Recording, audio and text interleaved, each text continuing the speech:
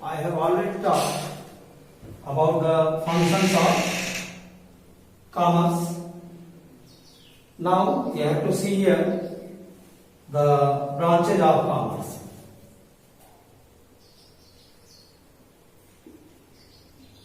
Branches of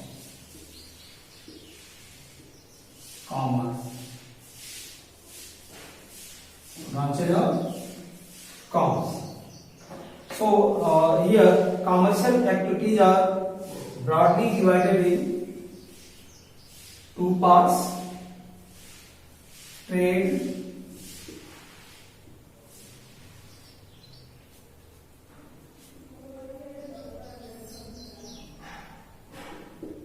and second aids to trade. Aids to trade. So here trade, the all the activities concerned to buying and selling of goods with a motive to earn profit is called trade. Trade is working as link between industry, or you can say producer, and the consumer. So it is trade which collects goods from producers and takes responsibility to supply goods to the consumers. So here trade facilitates the production or smooth production of goods and services, and through the trade the goods are brought to the place of consumers for the purpose of consumption. Here the second one is called aids to trade. So aids to trade means it includes all those supportive services which are necessary to facilitate trade activities and to facilitate production activities. So here these facilities are given here as transportation,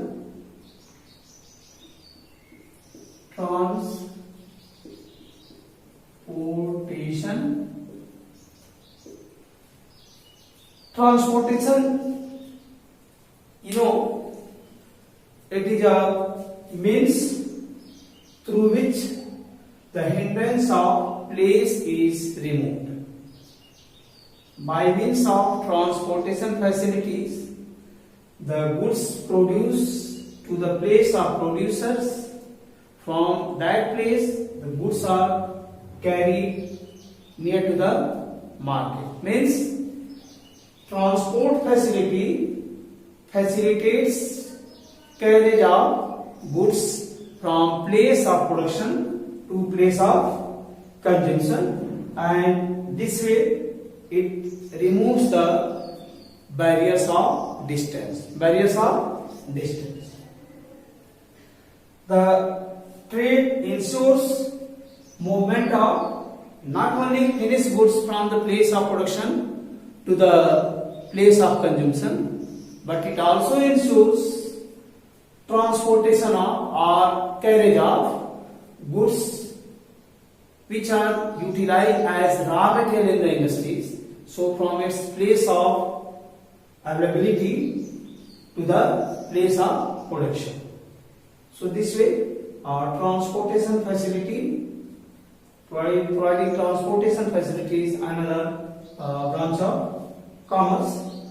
The third one is warehousing. Next one, that is warehousing.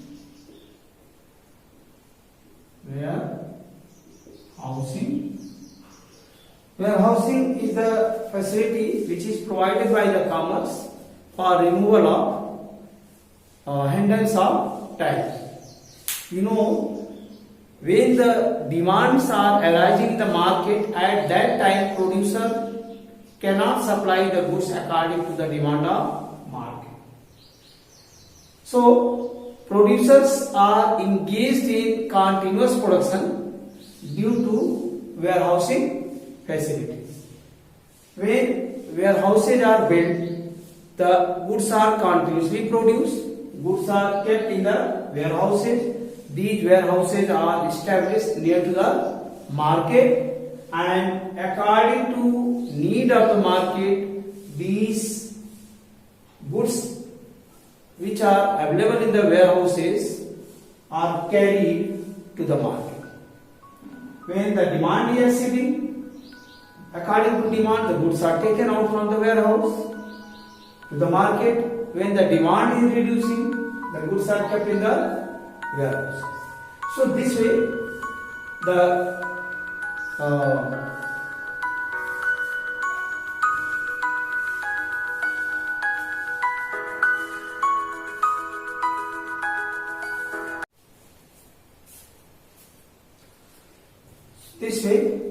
warehouse ensures the availability of the goods as and when the goods are required in the market. Warehousing also ensures price stability by maintaining the supply of the goods in the market according to the demand. So this is another facility which has been provided by the commerce and which ensures timely availability of the goods in the market according to the need of the consumers in the market. Third one is insurance.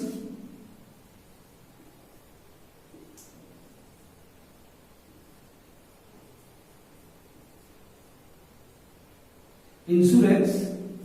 The commerce has provided the facility of insurance. Every business which is established and run is full of risk. So several nature of risks are there, types of risks are there which are arising in the business, and out of those risks, most of the risks are insurable risks. So these risks are insured by the insurance companies on payment of nominal premium by the business organization.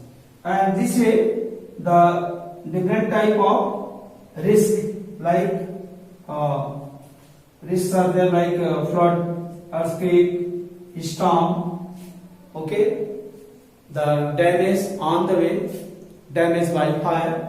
So all these are risks which are covered by the insurance. Once again I am repeating, commerce has provided the facility of insurance. Through the insurance, the several type of risks which are arising in the business, these risks are insured by the insurance companies. The businessmen are paying nominal amount in form of premium, and this way the insurance company undertakes or take over the risk which is likely to arise in the business.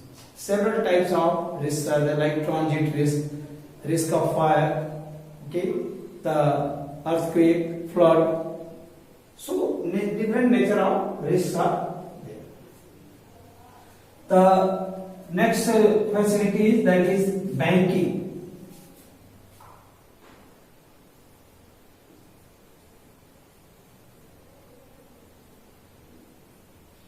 Banking. Commerce has provided the facility of banking. You know, any business organization which runs, business organization require money for running its business. So the credit facilities are insured by the bank. The banking organizations are engaged in collection of money, accepting deposits and granting loans and the cash credit to the borrowers. So when business organizations are in need of money or they are facing liquidity problems, they have option to borrow money from the bank. They takes money on credit from the bank and they utilize that money for their business. Again, when they are earning money, they are returning that money to the bank. So this way, credit facilities are made available easily by the banks and financial institutions. The next one is advertising.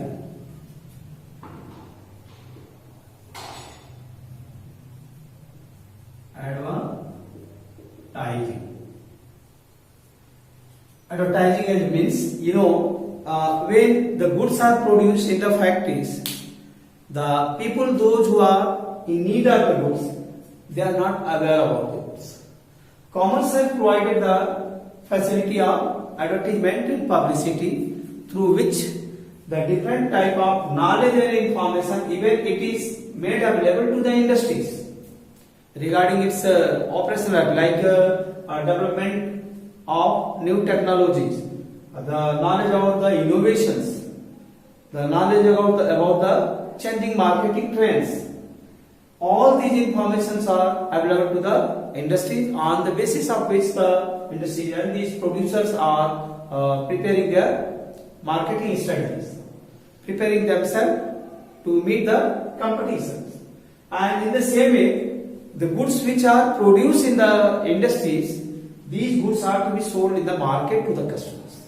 So by means of advertising, the knowledge and information about the goods, its usefulness, its price, its usefulness, the precautions to be taken regarding prevention and utilization of the goods. So all these knowledge and informations are provided to the consumers by means of advertising. So as soon as goods are reaching the market, the consumers are well in advance, they are aware about those goods and services, and this way they may purchase goods.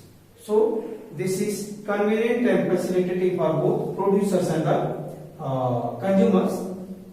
Commerce has provided this facility of advertising. Next one is packaging or packaging. Next one is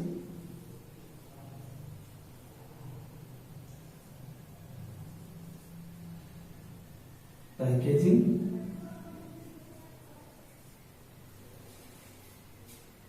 The packaging, it is designed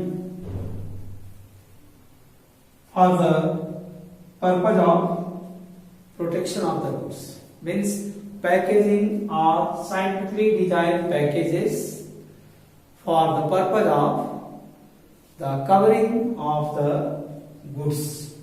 By packaging, the goods are protected. Handling of the goods become easy. Transportation and warehousing becomes easy.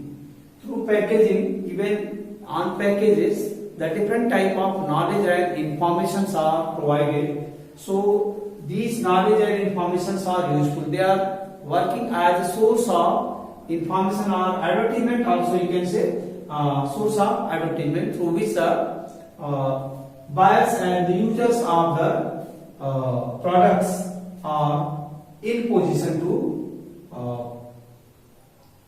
acquire knowledge about the goods and services. This way you can understand here, the packaging is the facility which is provided by the commerce through which the goods are packed well, the quality of the goods are maintained, transportation becomes easy, storage becomes easy, and the goods are kept for a long period of time without affecting its quality.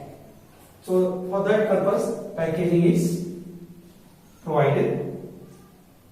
This way, you can understand here that transportation, warehousing, insurance, packaging, advertisement, banking, all these facilities which is provided by the commerce.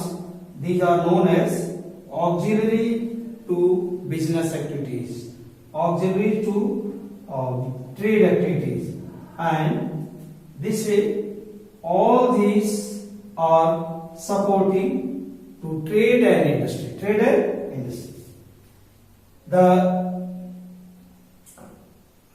These facilities are integral part of commerce as they remove the various hindrances which are faced during the production and the distribution of goods. So this way, these are branches of commerce and which has been established to remove the problems which are coming under the industrial and different commercial activities. Means it is facilitating the smooth running of trade activities. Now you have to understand here the meaning and types of trade. Meaning and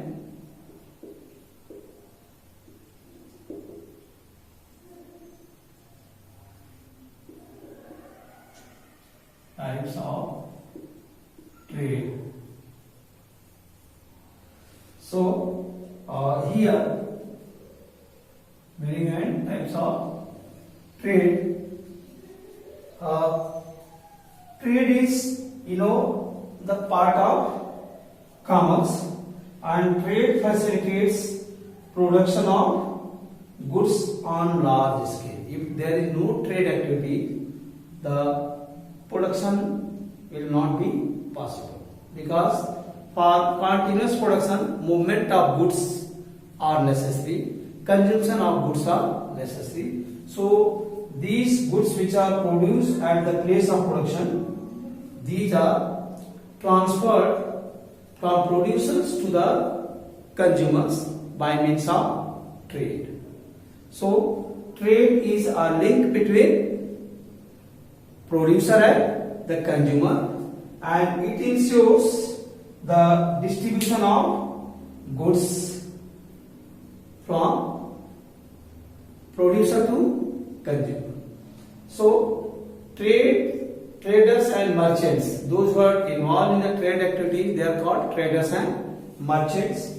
They ensures the supply of goods from producer to consumer, and that's why it is said that these middlemen like traders and merchants are working as a link to bridge the gap between production and the consumption. Means they are bridging the gap between producers and the consumers. Here these trade activities are divided in different parts. Here trade is divided in different parts. Here broadly they are divided in two parts called internal trade and external trade.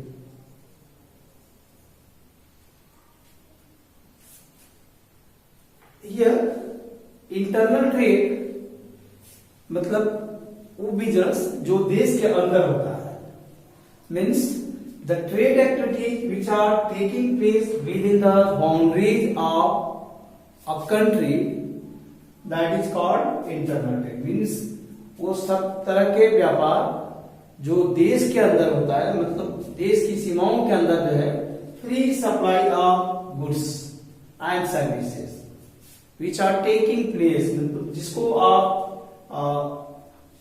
Freely एक दूसरे को मतलब cell और purchase करते हैं. Traders are selling और buyers are buying.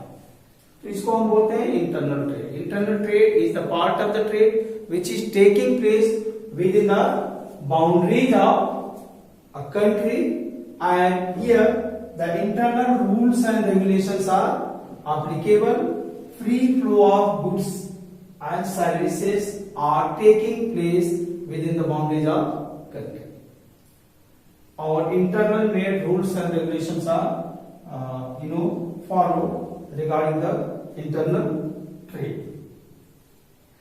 The internal trade is here known by another name, that is called domestic trade. Domestic trade. So internal trade or domestic trade is further divided in the parts. These are called wholesale trade and the retail trade. Wholesale trade and retail trade.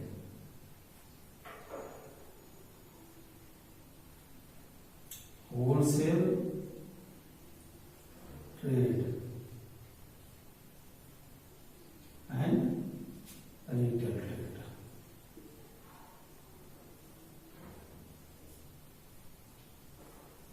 So wholesale trade, here also the wholesale trade includes the part of the trade where those traders, those who are buying from few manufacturers but in large quantity. The wholesalers are purchasing goods in large quantity from manufacturers or producers, and they are supplying or ensuring supply of the goods to the retailers. Means you can understand, the wholesale trade is a part of the trade which is working as link between producers and the retailers. They purchase goods in large quantity or bulk quantity from producers and breaks the bulk, supply to the retailers in smaller quantity. So this is called wholesale trade. Even different types of wholesalers are also there. Another part is retail trade. Retail trade is the part of the trade which includes the purchase of goods from various wholesalers. A retailer purchases goods from different wholesalers in accordance to its requirement of the market. They purchase large variety of the goods and maintain stock of large variety of the goods in their shop, and they ensures supply of goods to the consumers. Means you can understand, a retail trade is the trade which is serving as a link between wholesalers and the consumers. Retailers are buying goods from various wholesalers, and again they supply these goods to the customers in accordance to the needs and requirements of customers. So this is called here retail trade. Now you have to see the external trade. External trade, it is divided in three parts.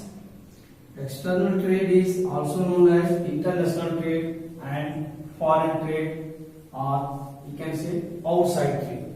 So this external trade is the part of the trade which is concerned to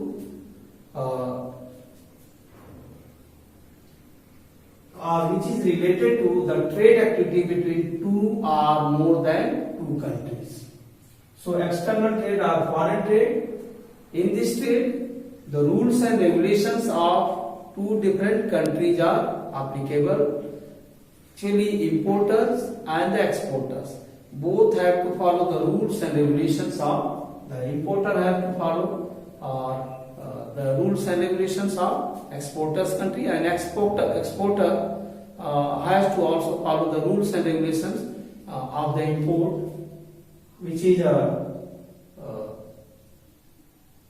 established in the importer's country. Once again I am repeating, external trade is the part of the trade which is concerned to the trade taking place between two countries. Here the rules and regulations of two different countries are involved, and these are to be kept in mind. Means that is related to the rules related to export and import of two different countries. Importers country as well as exporters country. So here the external trade is divided in three parts. First one is import trade. Import. The second one is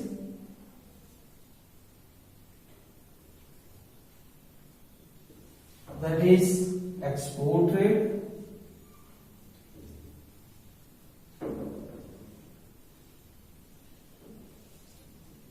And third one is intra-port trade. Intra-port trade.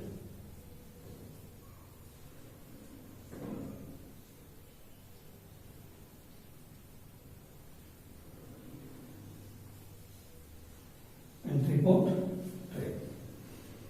Here, import trade, it means when the goods are purchased by a country from another country, that is called import trade. When a country buy or purchase goods from another country, that is called import trade. Different reasons are there because of the production, because of the non-availability of those goods inside the country for the purpose of consumption. So the import trade takes place between the countries which are willing to purchase goods from other countries. Here, like India imports petroleum products from petroleum exporting country, like Iraq is there and Iran is there. These are petroleum exporting country, and like that many other countries are there. But example is that suppose India is in need of petroleum product and it is placing order to any country of petroleum exporting countries. So if the petroleum products are coming from those countries to India, that is the example of import trade. The next one is that is export trade. When a country is producing goods in surplus or certain resources which are lying unused or which are lying surplus and is needed by another country. So a country which is having the surplus resources or surplus production, they are selling it to some other country, that is called export. That is called export trade. For example, the India exports tea to USA and the UK. That is the example of export. Intra-port trade. Here, in this type of trade, the import and export, both the activities are involved, and that's why it is called intra-port trade. Means you can understand here, when the goods are imported from one or more country with a purpose of value addition and exporting to some other country, then it is called intra-port trade. The example is here.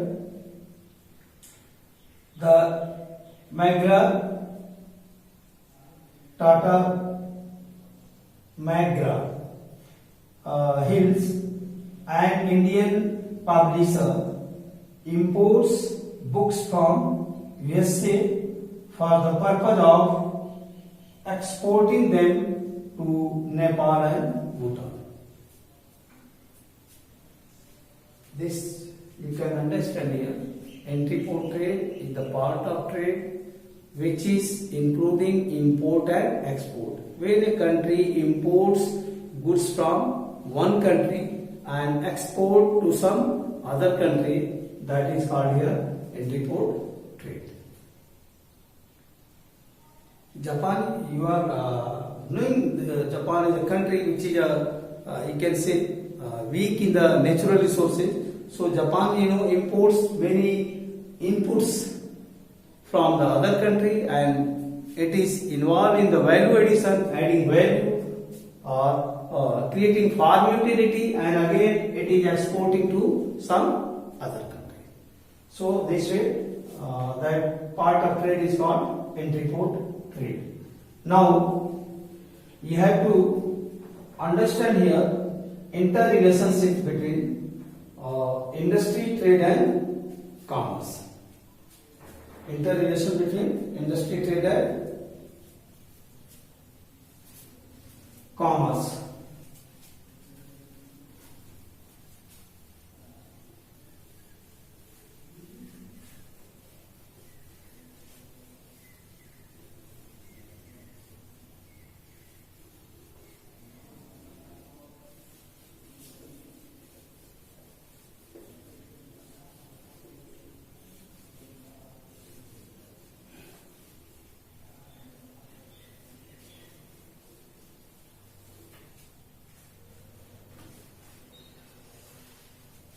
Interrelationship between industry, commerce and trade.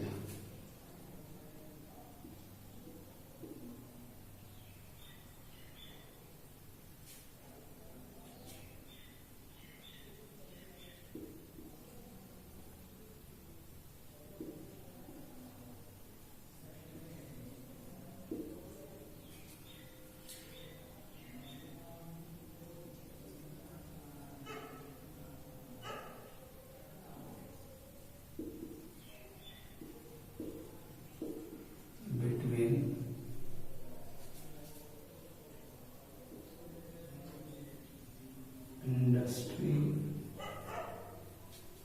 commerce and trade.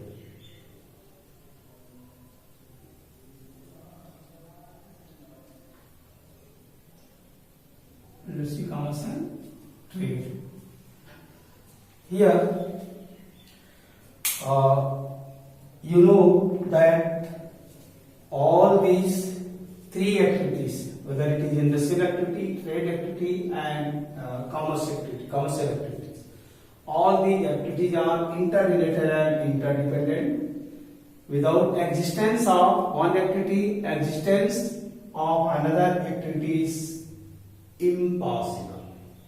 So here you can understand how the industry, commerce and trade are interrelated. So here I am telling you how this industry, trade and commerce are interrelated. First you can see industry, second commerce,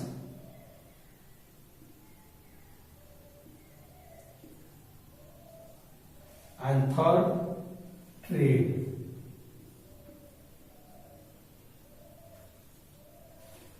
Here you can see how industry is providing a base for commerce.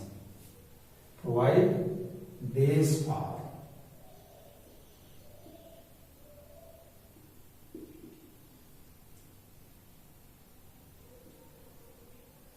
base or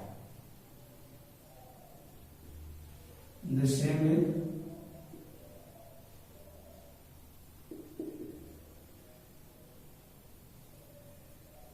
base or. So you can see industry is providing a base for commerce, and again commerce is providing a base for trade activity. In the same way, if we see trade activity, that commerce depends upon trade.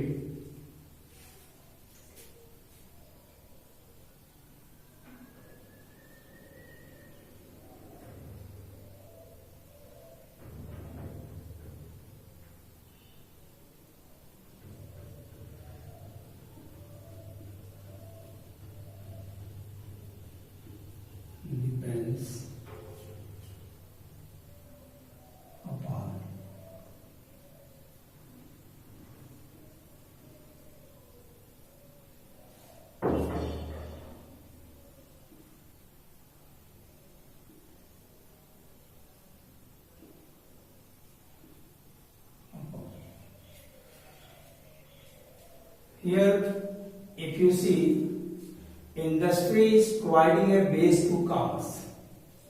When goods are produced in the industries, then only for that purpose the commercial activities are needed. If the goods are not produced in the industry, then there is no need of transportation, there is no need of warehousing, there is no need for insurance, banking and other activities.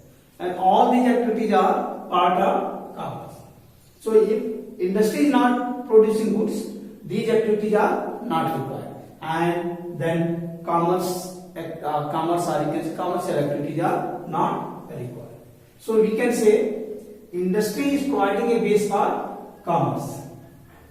Second, if you see, commerce is providing a base to trade, because if the commercial activities are not there, then the smooth running of trade is not possible.